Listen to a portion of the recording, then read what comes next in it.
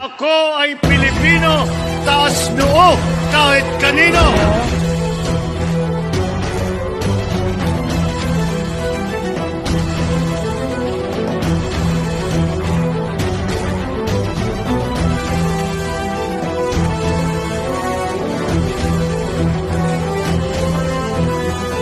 Inaniyahan po ang Pangulo para sa pagsasagawa ng pag-aalay ng bulaklak sa bantayog ng pambansang bayani si Dr. Jose Rizal.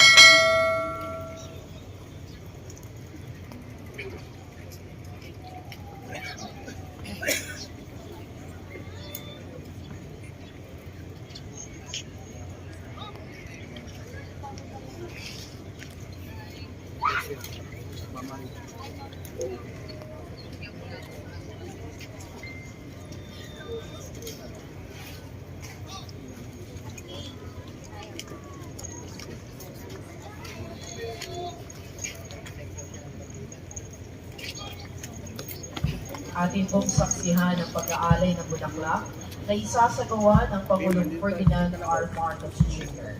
Ang Pangulo ay sasamahan ni Tagapangulo Regalado Trota Jose Jr.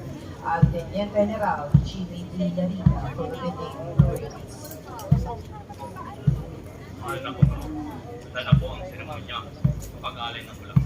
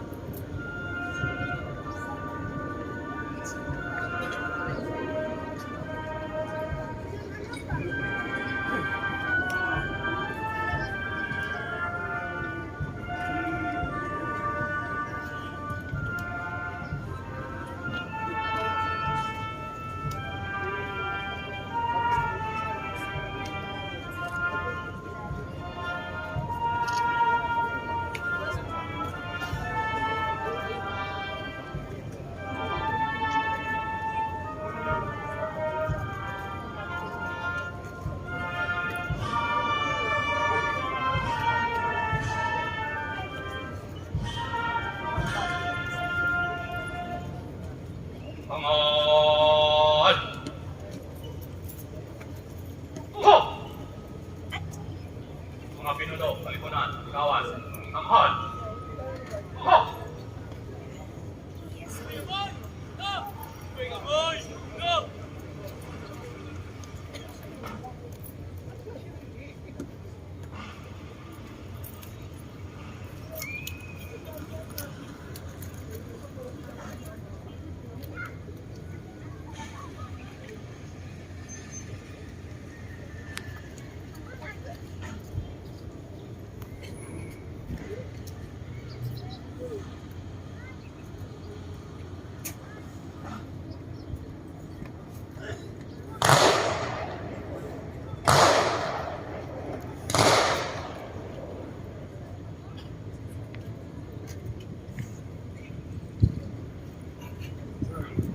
Ang kinagagalit.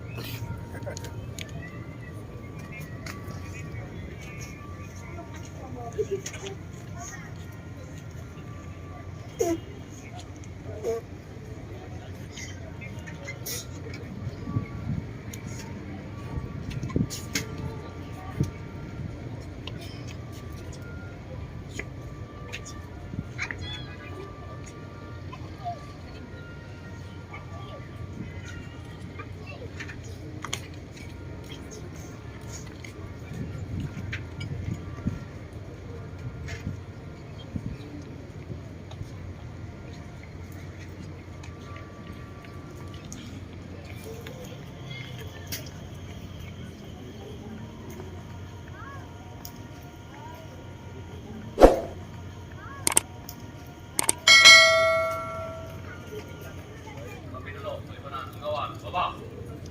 Aba. Aba. Aba.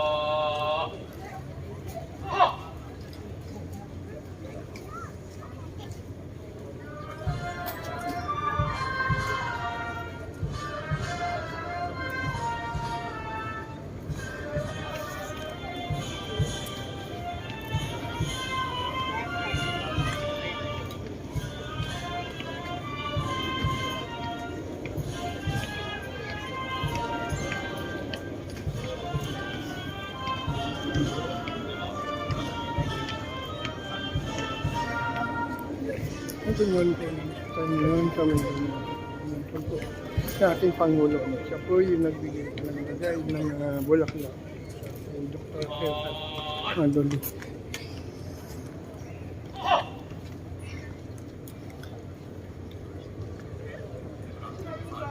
Good morning po kay Sir LTV.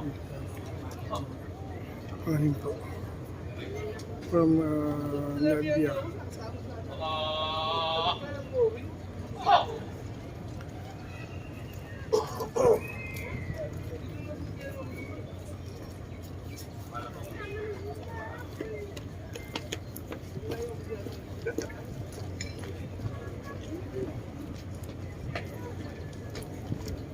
Dito po nagtatapos ang seremonya sa pag-aalay ng bulaklak sa bantayong ni Dr. Jose Rizal. Maraming pong salamat sa ating kagalang-galang Ferdinand R. Marcos Jr., Pangulo ng Republika ng Pilipinas.